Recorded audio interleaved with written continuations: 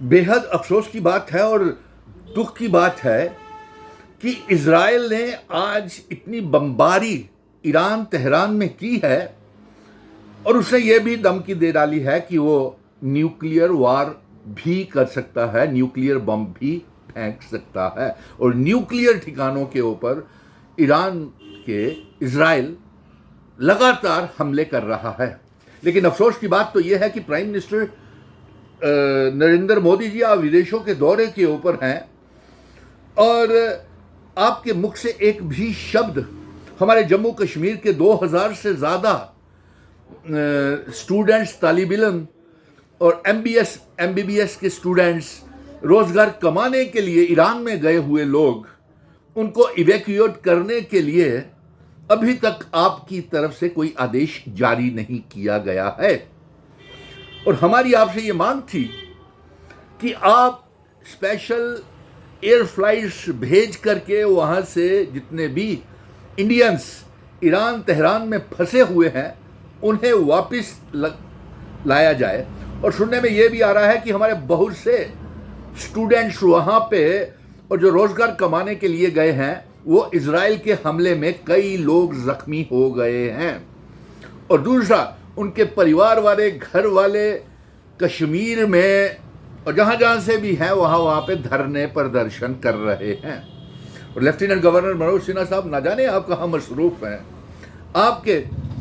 आपके मुख से एक भी शब्द नहीं निकल रहा कि जम्मू कश्मीर में रहने वाले लोगों को तेहरान से वापस लाया जाए।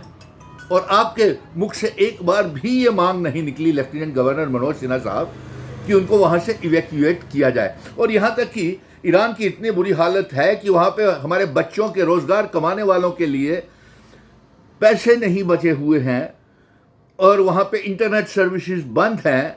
बहुत से बच्चे ज़ख्मी हो गए हैं और इंडियन एम्बेसी का उनको ये कहना है कि हमें कोई डायरेक्शन, निर्देश, आदेश नहीं आया है कि जो हिंदुस्तानी बच्चे रोज़गार कमाने वाले वो वहाँ पे जो हैं उन्हें इवैक्यूएट किया जाए।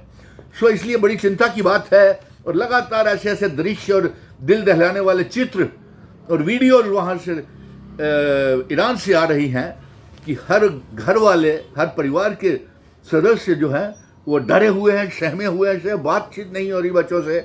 इसलिए फिर से एक बार आपको IG मनोज सिन्हा साहब, आप जल्द से जल्द केंद्र के साथ, मरकज़ के साथ सीधे जम्मू कश्मीर से फ़्लाइट्स ईरान में भेजें और वहाँ से वापस जम्मू कश्मीर के लोगों को वापस लाया जाए।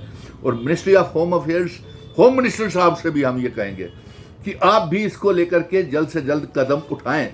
और बड़े बच्चे हमारे वहाँ पे परेशान हैं, जो रोज़गार कमाने गए हैं वहाँ पे परेशान हैं, लेकिन सरकार की तरफ से अभी तक इंडियन एम्बेसी को कोई भी डायरेक्शन इवैक्यूएशन के लिए नहीं दी गई है। और हमारे बच्चे बड़े मुश्किल दौर से गुजर रहे हैं, वो कई ज़ख्मी भी हो गए हैं और इंटरनेट की सर्विसेज बंद हुई पड़ी हैं। और उनका ये भी इल्ज़ाम है कि उनके पास खाने पीने के लिए कुछ व्यवस्था नहीं है।